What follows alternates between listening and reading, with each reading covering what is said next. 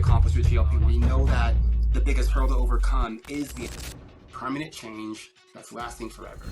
It does start with the approach towards losing weight. The issue, more than the fact that people are gaining weight, is to me, in my opinion, what I've learned, especially we're talking about food right now, teaching people how to make the right choices for their body. We needed something powerful that can kind of get into the way of food chatter and hunger. And then we have the other peptides that mobilize body fat. The question is, what do you have to lose by trying to wean off at the end? There's no diets here. This is Hey everybody, and welcome back to the Lasting Weight Loss Podcast. We have Jonathan on back for another episode. What's on the agenda, John? What are we talking about? Yeah, wanted to go through, some of the misconceptions that a lot of our audience might have and maybe clarify a bunch of those. But first, just jumping right into it, I want you to share, I believe that all of us have these, whether you want to call them pivotal turning points or moments of awakening where maybe we realize that it's time to truly put both feet in terms of the pursuit of our passion. Maybe something happened to you where you really realize, you know what, this is what I'm going to do. This is what I'm going to set my path on. What was that turning point moment for you that solidified your career path? Yeah, absolutely. So a lot of people at this point know my journey, my backstory, and everything that's led me down this path. It started with weight loss, but I didn't really start pure weight loss.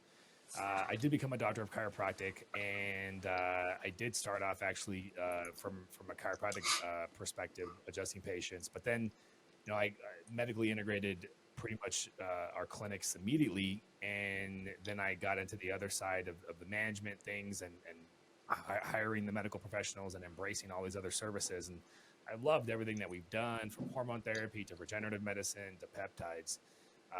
Weight loss was always something that, again, was something that was very emotional for me. But I would say, because we never really had a program, because I've talked about with before, like the method that I lost weight was really hard. It was really challenging, and it was always challenging for people when we focus on calories. So it wasn't a business that I was trying to start in, even though it was passionate to me. And as I started working with patients from a functional perspective for overall health, I incorporated a lot of fasting, as I've explained, and that's what led me down the path of where I'm at now. I would say when these GLP-1 medications came out, that's where things really clicked, because the GLP-1s do make it easier for that population. We've always dealt with the population of more obese, more autoimmune cases, just more progressive health issues. And so that's the population that I'm comfortable with. And that really is the more challenging population. And so this protocol is so powerful that things just sort of clicked probably 5-6 years ago. And it's been a constant growth and acceleration into this phase. That's when we developed the FLOA Protocol. That's when we named it. We trademarked it. And, we really haven't looked back since. So I would say just having the pieces land together, with GLP-1s being the final piece. And really, I'm not 100% dependent upon them for our program. We needed something powerful that can kind of get into the way of food chatter and hunger. And then we have the other peptides that mobilize body fat. And that's what allows us to just make the protocol so much easier to implement. Okay, and let's get into the mobilization of body fat thing, because we talk about GLP-1s. You mentioned semaglutide, tirzepatide, Mounjaro, any of this. Most people by now have some level of name recognition or familiarity. But with these other peptides, in our space, a lot of the functional health interested groups, of course, know about this. But let's talk a little bit more about AOD and how that we know this could be accomplished with GLP-1s alone. We know that the biggest hurdle to overcome is the appetite and changing all of that on a physiological level. But the AOD is just so darn powerful. It's so safe, right? Um, but let's back up a second and let's start with the definition of a peptide. Let's go there. Okay, so peptides and Huberman, Dr. Huberman, literally just did a podcast yesterday, which was a big deal because of his just the sheer size of his audience and essentially putting his stamp of approval on it. I think is a big movement, but. Peptides are literal chains of amino acids. Amino acids are the building blocks of proteins, which are the building blocks of tissues and organs in your body. And so you can think of peptides like small proteins, but they're really messenger molecules. You know, Dr. Seeds is really known as one of the godfathers of peptide therapy. And it's cellular communication. It's the body's own internal communication language because they are signals that will cause either a singular process or multiple things, a cascade of things sometimes. And so I always tell patients, you're familiar with the hormone, right? You understand how hormones are, they're produced, they're released, they float in the bloodstream, and they cause an effect. You could think of peptides very similar. Subtle differences between peptides and hormones, maybe that the peptides break down much faster, but once that signal is met at the target tissue, it could depending on the particular peptide, it could have a long lasting effect. So just because they degrade in 10 minutes does not mean, for example, GLP-1 medication. Now those are adulterated peptides, but they were initially peptides and now they have that long lasting effect. So certain peptides can have short acting, certain peptides can have long acting effects. But really what we're doing is we're introducing the communication language of the body, and we're optimizing weakened signals. And there's a big contrast between that and pharmacology, where medications are also very powerful. Mm-hmm. I would say more powerful and more understood than peptides, absolutely. But they also generally come with this almost always laundry list of side effects. Most of the time, small and tolerable, and in rare cases, sometimes even fatal. And so peptides are this potential. I think the future is bright, hopefully, depending on what the FDA continues to do.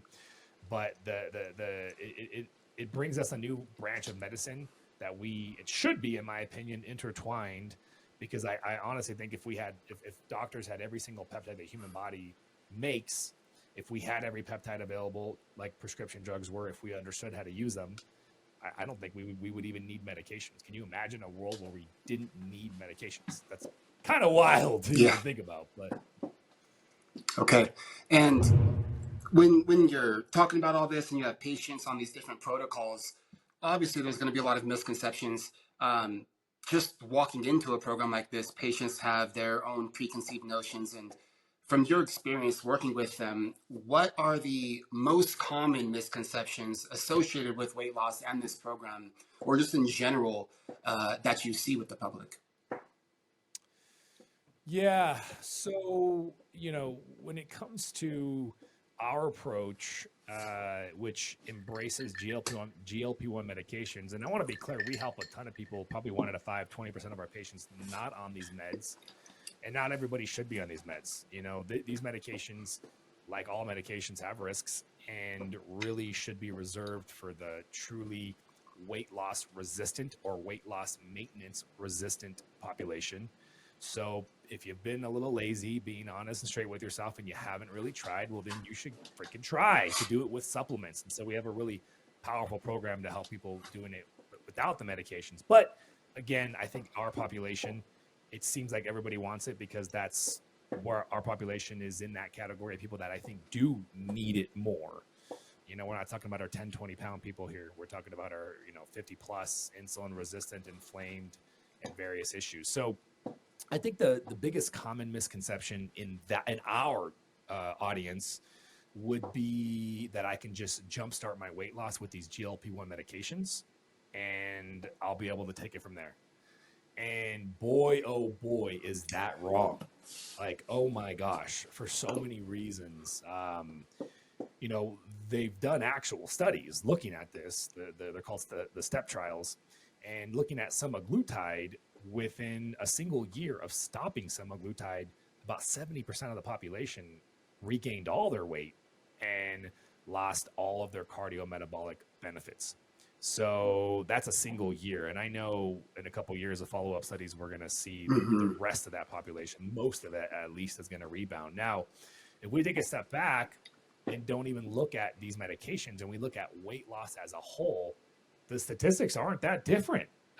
Within a couple years of all weight loss measures, about only 20% of people actually maintain weight loss long term. So this isn't a bash on the medications saying if you use these to lose weight, you're screwed if you try to come off of them. I'm saying basically most people are going to be screwed from just any method they do with weight loss. In fact, if you know somebody who has actually lost more than 20, 40 pounds and they've maintained it past a couple of years, congratulations. That's your first unicorn sighting right there. You should find them and become friends with them and try to figure out what it is they did, because they are an anomaly. And they figured out something that most people couldn't. And what's crazy is they've actually done studies looking at these people, trying the weight loss maintainers, and trying to look at what sort of characteristics they found, which is also fascinating. And essentially, it's these people never stopped counting calories. They were very conscious of their calories. They never stopped exercising. They had some sort of self-cognitive therapy, meaning they had a positive way in terms of their attitude towards it. If they had a bad month, they were able to get back onto it and not stop trying. AKA, all of that together just means they never stopped working hard. And this is this is where, I'm not going to get too far down the weeds, but the whole idea of what's the best approach towards losing weight. The highest levels of research show that it's all about calories, yet how come our focus has been all about calories and we've failed? Why is it that 80% of people are doomed and they're going to regain their weight back when the majority of method has been calorie approach? And it's almost confirmed that you see within this group, well, the ones that it actually worked for or the ones that never stopped working. So is the problem the method, or which is restriction of calories long term, or is the problem the body's inability to do that, a person's inability to adhere to the caloric deficit that's necessary, that must be maintained, high amount of conscious effort towards it, positive thinking, never stop exercising. Like, I think in the real world, and with your background, this, like, people can't sustain that, right? And I know I'm kind of tangenting from your question, but this is kind of relates back to the misconception that, if you're going to use GLP-1 medications, then great. If you're in that category, phenomenal. Let's roll. They're going to start the process. They're going to shut out the food chatter. But if you ever want to have a future where you want to wean off of them, and, we could talk later about why I think people should wean off or consider, you have to incorporate a lot. Not a little bit. Like, you need to be aggressive about your lifestyle interventions. You have to make changes to your lifestyle that are going to get to that root cause, which at this point is still to be determined by literature. But I do believe the root cause of obesity has a lot to do with high amounts of insulin resistance, high amounts of inflammation, poor metabolic flexibility, among many others. And so whatever we're doing with our patients right now, which is the FLOA Protocol, it focuses on those three things. And I think that's why we have such a high level of success. Quick minute here. I wanted to tell you guys about my free resources to help you guys with your sustainable weight loss goals.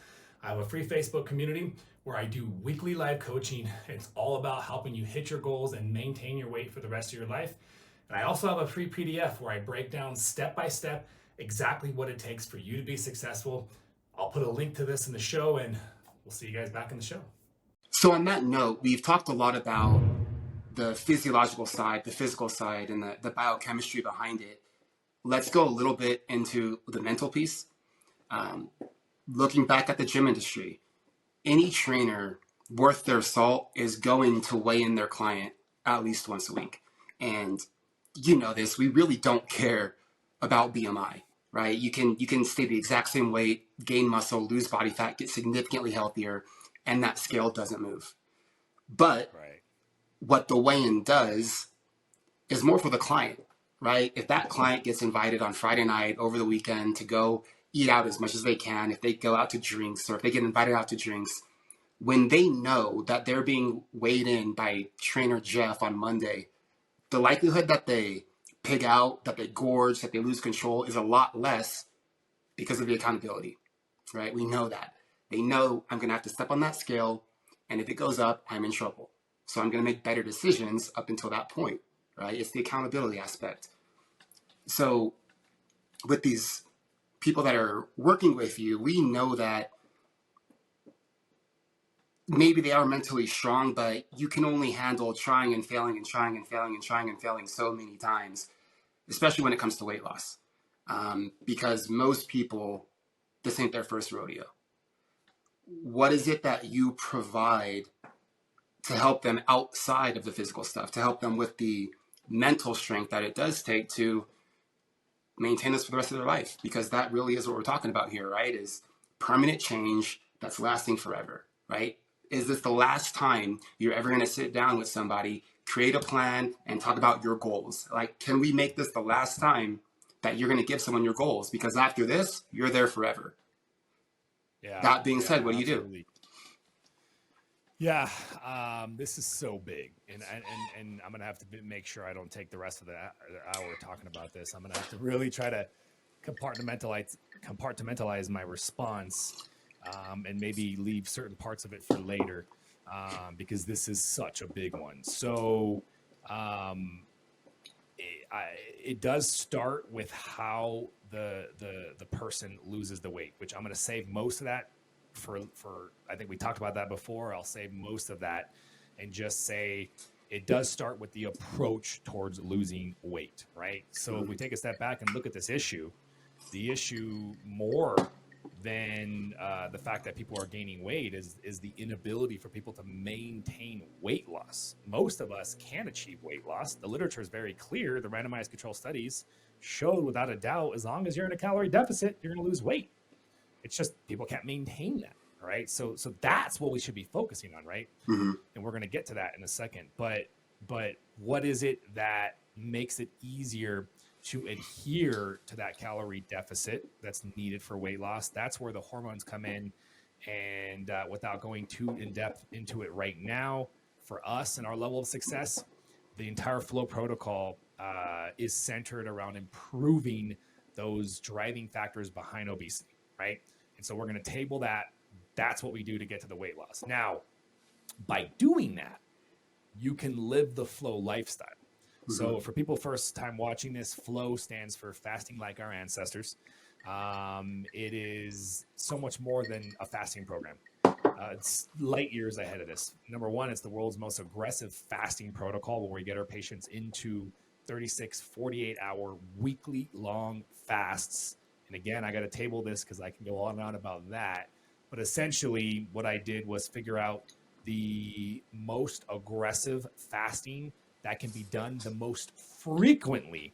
I think the frequency is, we don't talk about that enough. We talk about the 36, the 48, but it's the frequency that makes this so special, because this is probably the most frequent you can do a fast of that magnitude. Which makes the weight loss, which makes the calorie restriction so much easier to obtain. We could have arguments whether it's calories or not, blah, blah, blah, blah. Even if it's all calories, that's what the fasting does. And we make it easier for people to achieve that through the science-backed peptides and supplements and medications. But from day number one, we never stop training on mindset. The reason why we never stop training mindset is because I'm going to reference that study that I talked about earlier, right? Not focusing on hormones, just focusing on successful weight loss maintainers. The unequivocal commonality among that group were very neurotic, intense, hyper-focused people that were willing and able. I'll say and or able. I think a lot of people are willing, they're just not able because of all because think about it, right? In order to exert, we'll just say X amount of effort into maintaining weight, it means you have to be able to allocate your energy and your effort towards that, but you got to balance that with the rest of your lives. And so, yes, there's a willingness discussion. I don't want to do that. I want to live my life. And then there's the I'm willing, but I can't because of my job, my wife, my husband, my spouse, my kids, my responsibilities. So both of those factors play a big role, right? And so this is why we focus on optimizing the hormones, because you optimize the hormones, it seems like it becomes it's an easier time to get into that calorie deficit. So going back to the mindset though, I train my patients from day number one that we are doing this FLOA protocol to make it easier for us to optimize your hormones, for you to achieve your weight loss, and then that'll make it easier for you to maintain weight loss, right? We're going to use these medications because you're obese, you're sick, you freaking can't do it without these medications. We've already established that. But you have to remember that I can never create a scenario for you where it's going to be anywhere as easy, as close as easy as, or let me rephrase that. I'm never going to create a scenario for you where you get to feel what it's like to be on tirzepatide for the rest of your life. Like, the only way I could do that is by staying on the medication for the rest of your life, which again, we could talk about that in the future, the cost and the health concerns long-term. But even myself, when I first tried it, I mean, I was curious, what does it feel like to not have hunger? I mean, it's insane. These medications are just unimaginable, how powerful they are at suppressing appetite. But if you think about it, human beings are supposed to know how to experience hunger. Human beings are supposed to have hunger. Our ancestors never counted calories. We are supposed to have internal cues between our internal metabolism, our internal metabolic rate, how many calories we're burning, and we have hunger that turns off and on to create this balance of how much we eat, right? That's what's supposed to happen. But then we get sick, we become obese, and those systems are completely faulty, right? And so the medication helps us fix that issue. We can start the weight loss. But if you end up taking this, for example, this kind of as a side note, but it relates to what we're talking about. If you take this medication too high of a dose where you're like, oh man, this is awesome. Like I feel no hunger, or borderline, I can't even eat, which we get that all the time. People come to us and they're like, how do I eat enough calories? I can't, I'm so full because medication, I'm nauseous. Well, and I go, look, I can't give you medical advice, but why are you taking that high of a dose? Was the point of the medication to shut off your food chatter completely? Or should the goal be reduce it enough so that you can go back to normal? And normal is supposed to have a certain amount of hunger. And I bring that up because that's important to think with. Now, unfortunately, in reality, they don't dose this medication based off of where's your food chatter at. They can't. They're trying to find the dose that they don't wreck the patient with side effects, and they feel an effect. But the doctors aren't going to go, oh, you're feeling too much effect. Let's go back. Generally speaking, they're not doing that. So some of these people land on a dose that is really causing them to just like have difficulty eating, which creates its own problems with plateaus. But where I was going with this is the mindset. If you lose 50, 100 pounds and the entire time you felt no hunger or almost zero, and all of a sudden we shut off, we remove the drug, and that food chatter is going to go up, because you know it's going to go up. How much it goes up is the question that I think our protocol reduces the amount that it goes up, but it's still going to go up. If you follow my protocol, I'm going to get you back to like maybe 5 out of 10 level of food chatter, which I think is more normal, which I think is more tolerable. But if you just do these medications and you don't focus on optimizing hormones, now that food chatter is going to go back to where it was at or close. And so, of course, you're going to rapidly regain your weight because now you have a weakened mindset, right? So, you asked about the mindset piece, and that's integral. I'm coaching our patients on understanding that we need to at least just be prepared for the fact that enjoy what I'm doing for you now, enjoy what these meds are doing, but the future is going to bring hunger back on. And so we never forget that. We never forget that. And here's what happens. Here's the psychology. When you're constantly reminding a patient who's there because they want to be off the medications long-term, which is why people work with us, that, hey, the higher the dose you're on, the harder it's going to be to wean off. And here's why. All of a sudden, they don't want to go up on the dose now. And we know that to be true. There's no data on this yet, but kind of common sense tells us that the higher the dose that you're on, the harder it's going to be to wean off, right? So ultimately, we train that in so that they can understand that the more they train their mindset during the weight loss, the easier it's going to be when we get there. So I covered all that, and I want to just hit on the lifestyle really quick. So all of that's considered part of the process. So now our patients finish the FLOA protocol. They're at their goal weight. Now they get to enter into the FLOA lifestyle. That's our requirement to go into our weight loss group. We actually have, in case you guys, this is your first time watching this, we have a post weight loss maintenance group, which is unheard of because the data is very clear. That's a very bad business move to do that. But we do it because we think what we're doing is making it easier for people to maintain weight. But even following the FLOA protocol, we're going to have a certain percentage of people that are going to struggle 6 months, 1 year, 2 years later. Look how awesome that group is now, because one of the perks in our post weight loss group is going to be we're tracking your weight. So we go back to what you said earlier about knowing someone else is going to look at your weight. Even though that part of it was not the complete story because it was personal trainers and it was calorie counting, like that had its own problems. That concept of knowing someone's looking at your shoulder, accountability never goes away.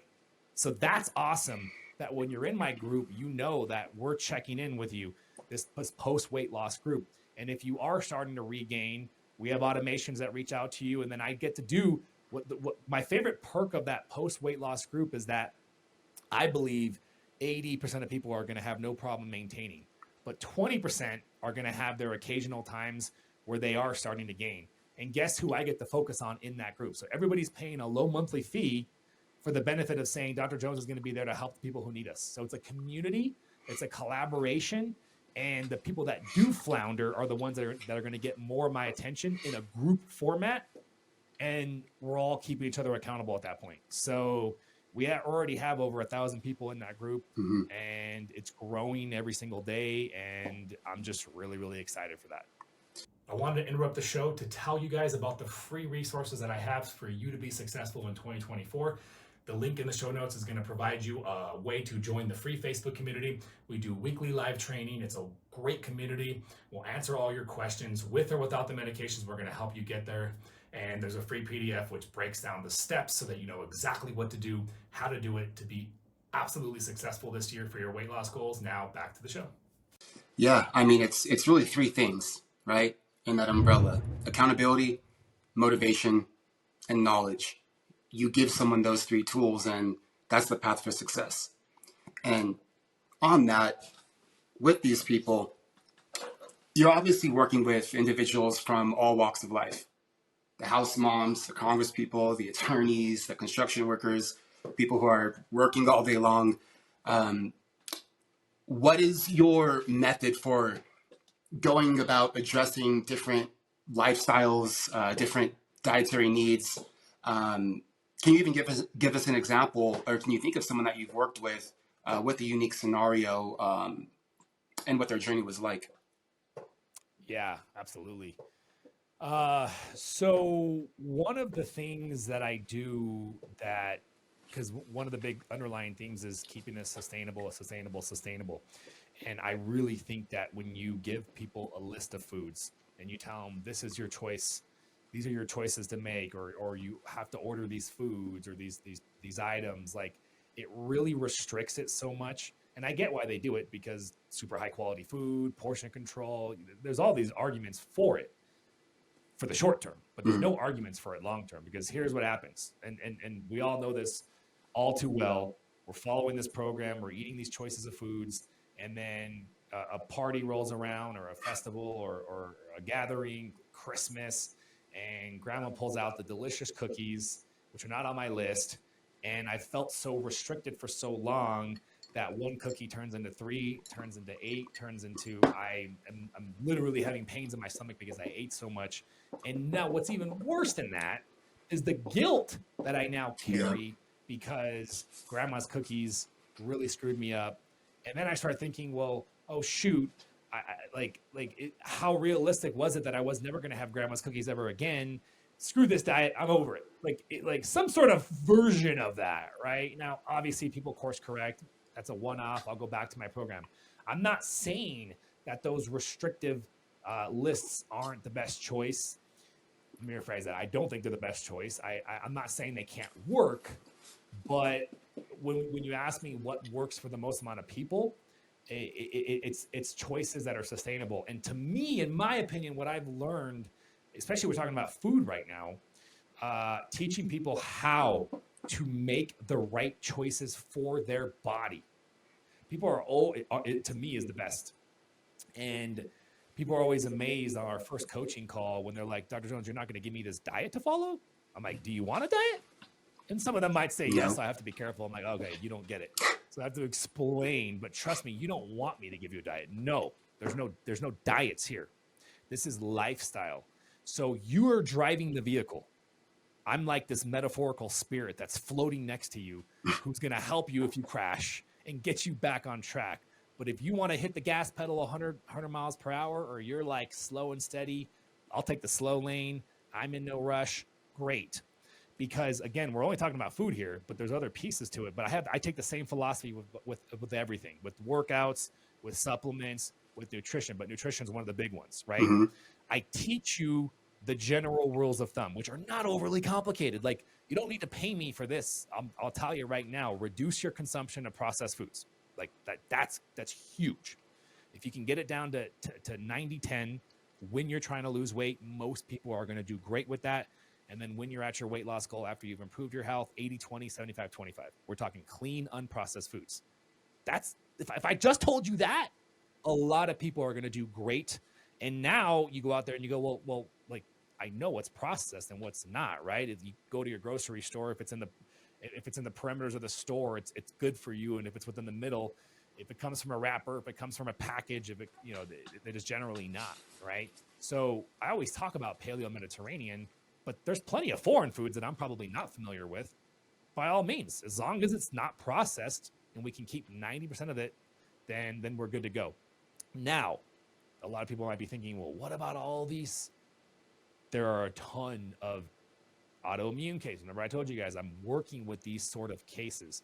So because the fasting that we do is so aggressive, and because I've done non-fasting approaches as well, what I've noticed is patients who fast for 36, 48 hours every single week, they can get away with not having nearly as restrictive of a diet. That's just what I've noticed. I look forward to the data one day to back up what I'm noticing, but I noticed they can get away with a much less disciplined diet that they would have never been able to have gotten away with otherwise. And I think it's because of the fasting. And so a lot of people can hop into my program, even these obese, PCOS, menopausal women too as well, without like this very laissez-faire, comfortable approach, without being overly restrictive.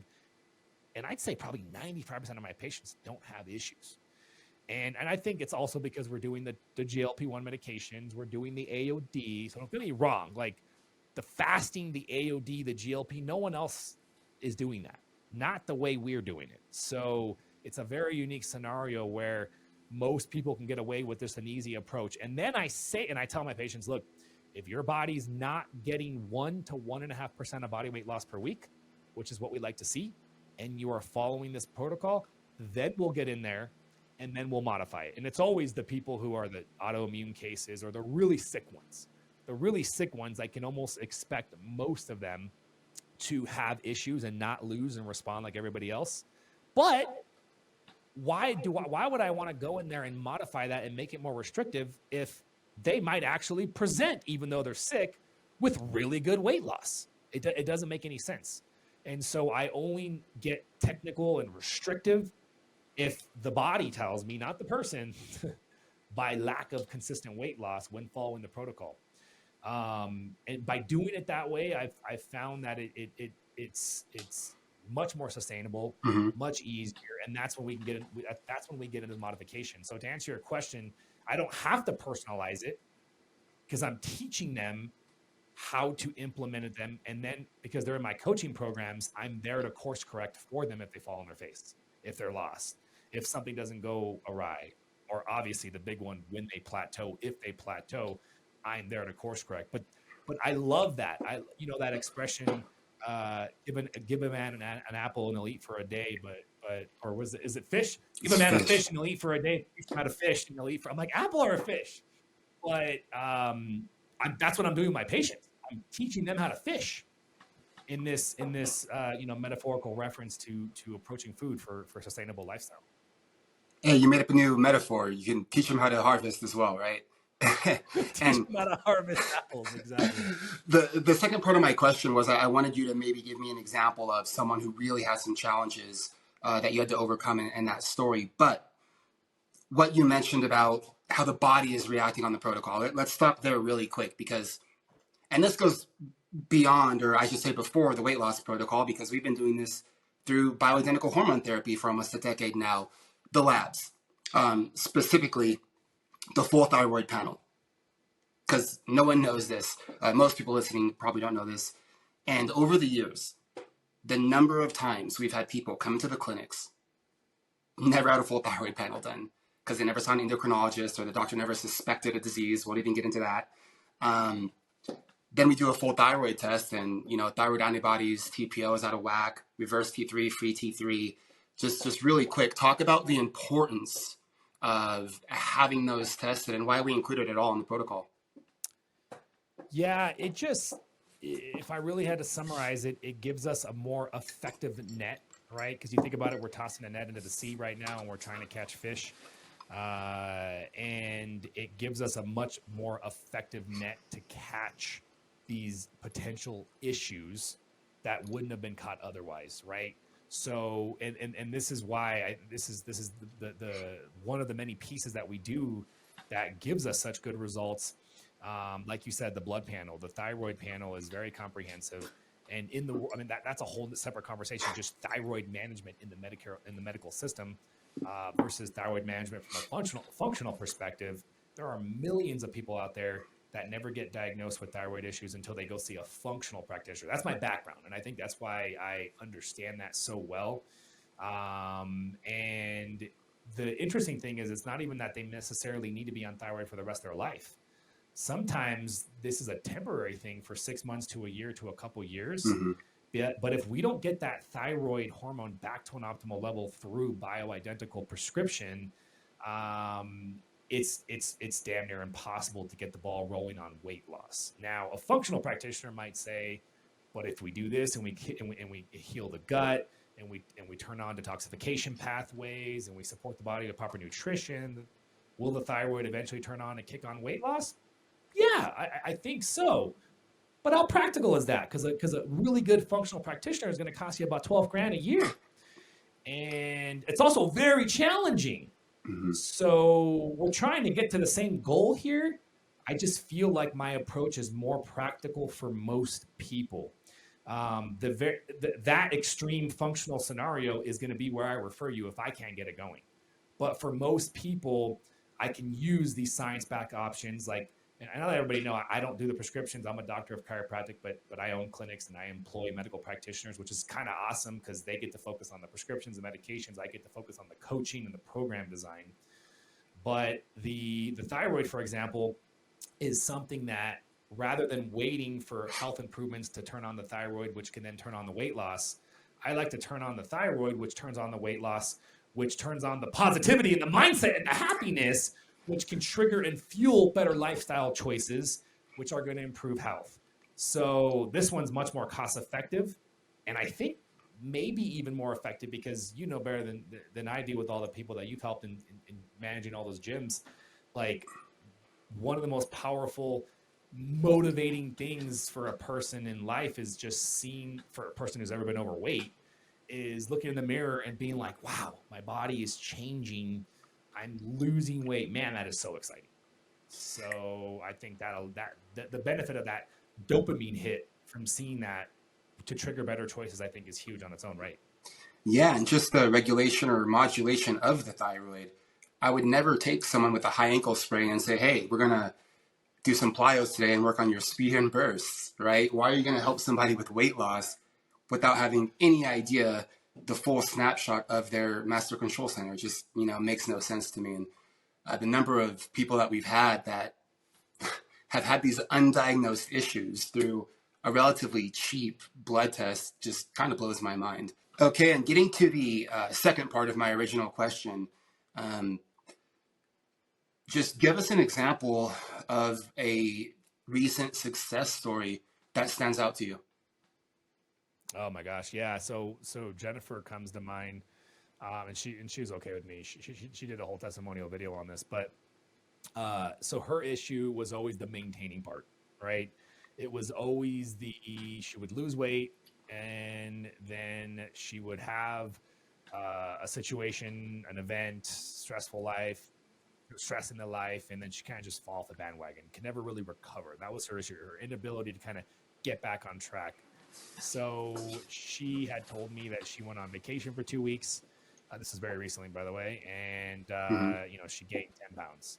But this text message was 2 weeks after that she went back to the protocol. So she's in the lifestyle, right? Because one of the big separations between the protocol and the lifestyle is the frequency of the long fast. That's the main difference. Everything else almost is the same. It's literally frequency of the long fast. Because if your body fat's normal, you should not be fasting for 36, 48 hours every single week. That is only if you have additional body fat to lose and you're really trying to move the needle, turn the dial. So she went on, she's in the lifestyle now, and she went on vacation there, and I think it kind of spilled over when she came back. So she gained a total of 10 pounds. And within 2 to 3 weeks of just slipping back into the protocol, and just going back to what she's already established, what she's already done, what she already knows she can do because she did it before, right? She fasts for 48 hours every single week. She lost all that weight and she got right back. And so for her, I think the big win was the ease at which she could say, all right, I've been effing up here for the past couple of weeks here. Let me pull out the big guns here and get back on track. And the ease and the quickness and the control, right? Because I define control as the ability to start, change, and stop something. And so for her ability to say, okay, I need to get back in control here, implement the protocol, lose the weight, and get back to the lifestyle. Do you know how many people that fail that ability right there? And she was one of them her entire life. And so she was just off the walls, excited, because now she feels like she finally has a tool that she can rely on for the rest of her life to keep herself healthy, to help her maintain that weight so that she can live a life that's not centered around always having to be healthy, right? Like that's where I kind of talked about earlier, right? Sustainability means it can't exhaust all of your resources. Kudos to the people who are mentally tough enough to where they can handle that intensity, right? But for most of us, they can't, or they don't want to. Mm-hmm. It's probably a combination of both. And she was one of those.